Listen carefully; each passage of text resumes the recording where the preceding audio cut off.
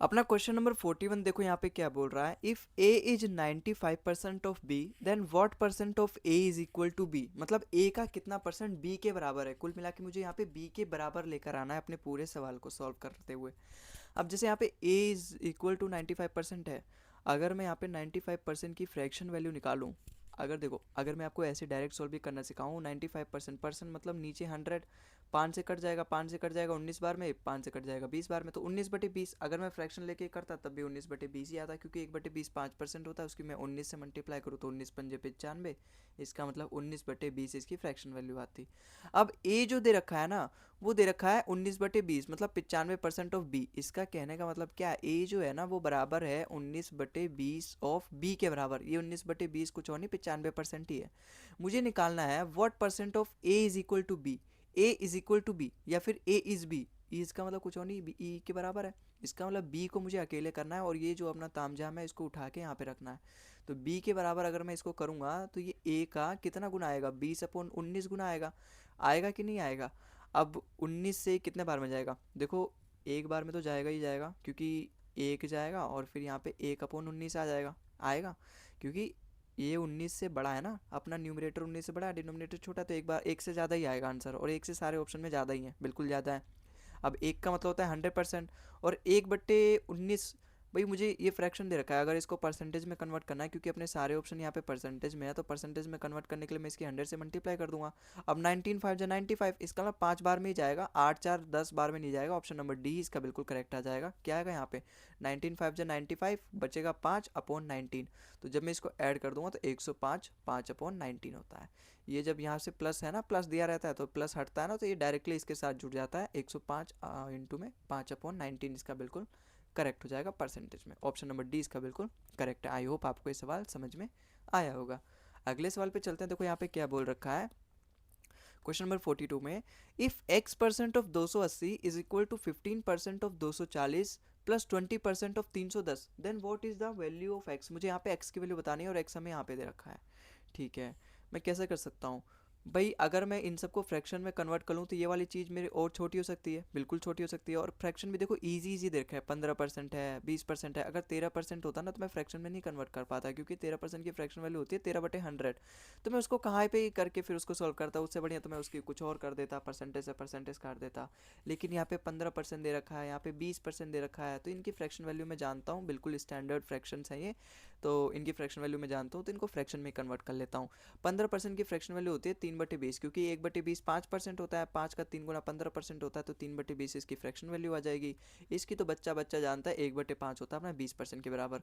अब अगर मैं 20 से, ये नीचे ही तो है 20, तो इससे अगर मैं इसको काटूँ 12 से कटेगा, 12 थी या 36, तो यहाँ पे कुछ और नहीं आया, 36 आया।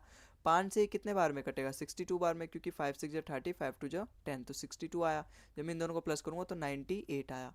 और यहाँ पे x% ऑफ 280, इसका मतलब एक्स परसेंट, परसेंट का कुछ और नहीं मतलब होता है, नीचे 100 ही होता है, ठीक है, और 280 के बराबर दे रखा है। कुल मिला के ये चीज़ मेरी आ गई फाइनल। मुझे यहाँ से x की वैल्यू मिल जाएगी, बिल्कुल मिल जाएगी भाई। ये तो जीरो जीरो काट ही दो, 14 से जाएगा ये 2 बार में, 14 से जाएगा ये 7 बार में, और 2 से जाएगा ये 5 बार में। तो x की वैल्यू आ कितनी जाएगी, जब ये 5 उधर जाके 7 से मल्टीप्लाई हुआ तो 35। इसका मतलब x की वैल्यू कितनी आ गई, ऑप्शन नंबर बी 35 अपना बिल्कुल करेक्ट आंसर होगा। तो आई होप आपको ये सवाल समझ में आया होगा। कुछ था नहीं, बस इसमें थोड़ा सा कट्टम पिट्टम करना था अपने आमने सामने वाले को। जैसे क्वेश्चन नंबर 14 3 में देखो, ये थोड़ा सा अच्छा सवाल है। और थोड़ा सा अच्छा सवाल है, क्यों अच्छा सवाल है, क्योंकि ये कंसेप्ट वाला सवाल है। इसको कोई भी बच्चा नहीं कर सकता, इसको बच्चा वही कर पाएगा जो कंसेप्ट के बारे में जानता है, सक्सेसिव परसेंटेज के बारे में जानता है। जिसका देखो यहाँ पे कौन सा कंसेप्ट लगेगा, एक ऐसे सवाल पूछा जाता है, एक टाइप है अपने आप में ये, जिसमें क्या होता है, कोई सा भी सवाल पूछा जाता है जिसमें बताया जाता है पहले अगर किसी भी नंबर को मैं x% से बढ़ाता हूँ, जैसे मैंने अपने आप में 100%, कोई भी नंबर मैंने ले लिया, सब नंबर अपने आप में 100% होते हैं।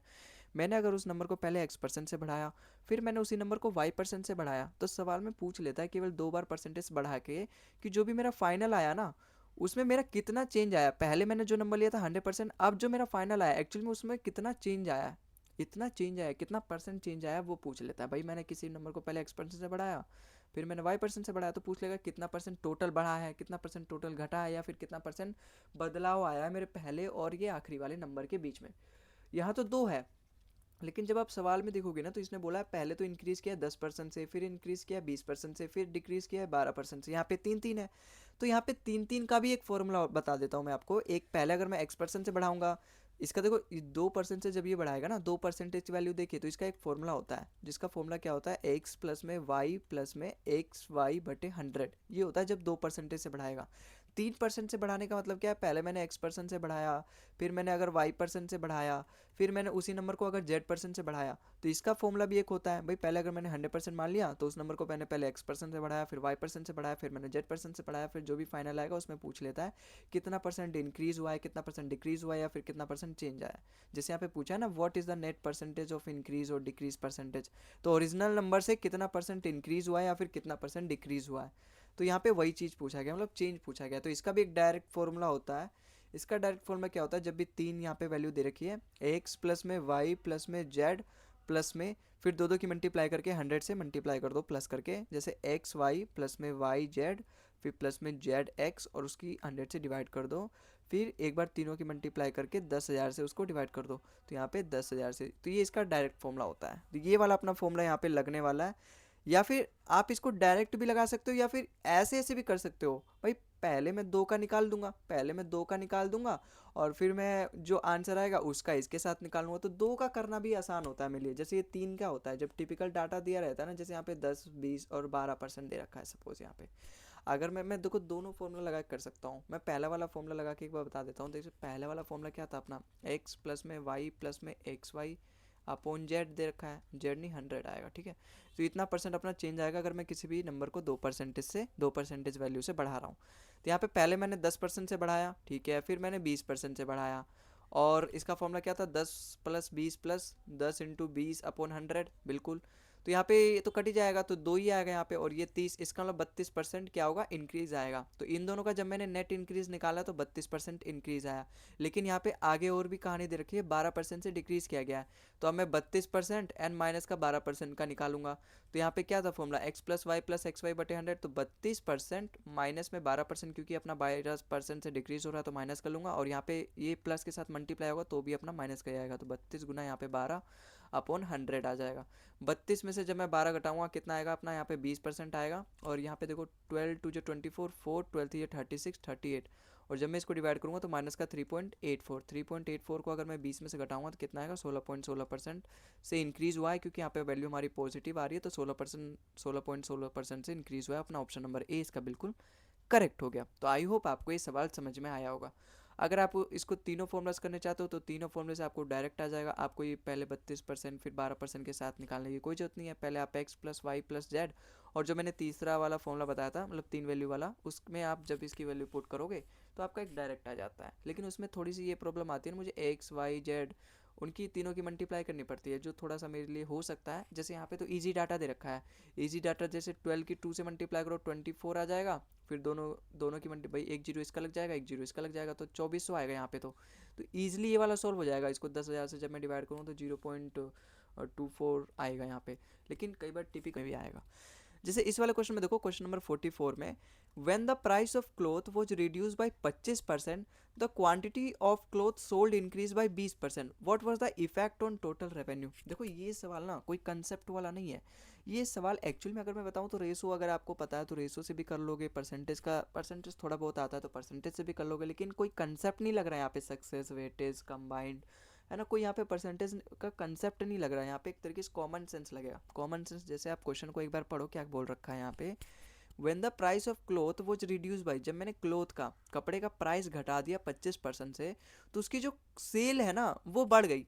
भाई ऐसा यकीनन होता है, जब किसी भी चीज़ का मार्केट में प्राइस घट जाता है तो उसकी डिमांड बढ़ जाती है। अगर वो चीज़ इंपॉर्टेंट है, हमेशा डिमांड में रहती है, लोग उसको डेली लाइफ में यूज़ करते हैं, तो अगर इसकी प्राइस 25% कम हो गई तो उसकी जो सेल है ना वो 20% से बढ़ गई है। तो मुझे टोटल रेवेन्यू पे बताना है। भाई रेवेन्यू होता क्या है, रेवेन्यू यही तो होता है प्राइस गुना सेल, कितना किसी भी कपड़े का प्राइस है और कितनी सेल हुई है, यही तो होती है रेवेन्यू। इसका मतलब कुल मिला के मुझे इन दोनों के प्रोडक्ट में चेंज निकालना है और कुछ नहीं। तो मैं इन दोनों के प्रोडक्ट में जब मैं चेंज निकालूंगा ना तो ऑटोमेटिकली मेरा यहाँ पे रेवेन्यू में चेंज निकल जाएगा। अब जैसे यहाँ पे क्लोथ के प्राइस में कितना चेंज दे रखा है, 25% से रिड्यूस हो गया है। 25% का फ्रैक्शन वैल्यू होता कितना है बताओ, 1/4 होता है। इसका मतलब मेरा 4 से प्राइस 3 हो गया है। प्राइस कितना हो गया, 4 से मेरा 3 हो गया है। एक एक घट जाएगा ना 1 यूनिट, 25% की फ्रैक्शन वैल्यू 1/4 होता है तो 4 से 1 यूनिट घट जाएगा, क्योंकि 25% से घट गया है। 4 का एक ही होता है 25%। इसका मतलब अगर मेरी प्राइस 4 रुपये थी तो अब वो घट के 3 रुपये हो जाएगी। और क्वांटिटी कितनी बढ़ गई, क्वांटिटी बढ़ गई है 20%। इसका मतलब पहले जैसे 20% यहाँ पे दे रखा है, अब 20% की फ्रैक्शन वैल्यू 1/5 होता है। इसका मतलब पहले अगर 5 कपड़े बिकते थे ना तो अब वो एक ज़्यादा बिकेंगे, क्योंकि यहाँ पे इंक्रीज हुआ है 20% से उसकी जो सेलिंग है, सोल्ड है, वो बढ़ गई है यहाँ पे। इसका मतलब पहले अगर यहाँ पे जो सेल था, भाई यहाँ पे सेल था वो 5 से अब 6 हो जाएगा, क्योंकि मुझे इन दोनों का प्रोडक्ट में रेशो फाइंड करना है। जो पहले वाला रेशो था, जो बाद वाला रेशो था। कुछ काट सकता हूँ तो काट लो, देखो 2 से ये चल जाएगा, 2 से ये चल जाएगा 3 बार में। तो यहाँ पे कुछ और नहीं आया, 5 दूनी 10 और यहाँ पे 3 3 9, तो 10 से 9 हो गया, घटा है। इंक्रीज वाले तो भूल जाओ, ऐसे ही नहीं आएगा इंक्रीज वाले, तो घटा है। और 10 से 1 घटा है, मतलब 1 घटा है 10 में, 10 अपना बेस आ जाएगा, 1/10 मतलब 10%, 10% से डिक्रीज हुआ है। ऑप्शन नंबर डी इसका बिल्कुल करेक्ट हो जाएगा। तो आई होप आपको इस सवाल भी समझ में आया होगा। मैंने आपको थोड़ा सा समझाया किस तरीके से सवाल को करना है, इसलिए आपको थोड़ा सा लग सकता है कि हाँ ज़्यादा टाइम लगा है, लेकिन ये सवाल में ज़्यादा टाइम लगता नहीं है। तो 20-20 सेकंड वाले सवाल हैं, 10-10 सेकंड वाले सवाल हैं, इनमें कुछ नहीं लगता है। यहाँ पे बस आपको कॉमन सेंस लगाना है। वो आप परसेंटेज की जब क्वेश्चंस को प्रैक्टिस करोगे ना तो वो उसी में कवर हो जाता है, इनको अलग से पढ़ने की जरूरत भी नहीं पड़ती है। आओ अगले सवाल पे देखते हैं, क्वेश्चन नंबर 45 पे। A number is increase by 30%। हालांकि ये जितने भी टाइप के क्वेश्चंस है ना, इनको भी मैंने अपने वहाँ पे जो सीरीज़ मैंने 15 घंटे की प्लेलिस्ट पढ़ा पढ़ा बनाई है, वो यूट्यूब पे मौजूद है। उसमें मैंने पूरा परसेंटेज चैप्टर पढ़ाया, तो उस पर मैंने पूरा बेसिक्स लेके इलेक्शन तक मैंने पूरा पढ़ाया, जिसमें ये वाला कंसेप्ट भी मैंने इंक्लूड किया है। तो अगर आपने उसको चेकआउट नहीं किया तो इस बार एक बार उसको चेकआउट कर लेना। अब जैसे यहाँ पे, अब ये वाला सवाल भी देखो आपके लिए वैसे ही सवाल है जैसा मैंने अभी आपको यहाँ पे क्वेश्चन नंबर 3 करवाया था। हालांकि मैंने आपको बोला यहाँ पे रेशो मेथड से करवाऊंगा, लेकिन मैं एक आपको एक तरीके से ये वाला क्वेश्चन होमवर्क में दे रहा हूँ। आप इस वाले क्वेश्चन को खुद ट्राई करना, अगर नहीं होगा तो मैं डेफिनेटली अगली वाली वीडियो में तो इसको बताने वाला ही हूँ। आप इसको करके खुद होमवर्क करके, अब से मैं क्या करता हूँ ना, अभी तक मैं क्या करता था, पांचों क्वेश्चंस को एक्सप्लेन करता था, लेकिन अब एक एक सवाल में आपको होमवर्क भी दूंगा, तो आपके लिए भी थोड़ा सा एक टास्क बन जाएगा, होमवर्क बन जाएगा। क्योंकि वो होमवर्क वही रिलेटेड होगा जो मैं सवाल आपको पीछे करवा चुका हूँ। तो यहाँ पे ये आपके लिए होमवर्क है, आप इस सवाल को खुद से करके कमेंट में आंसर करना।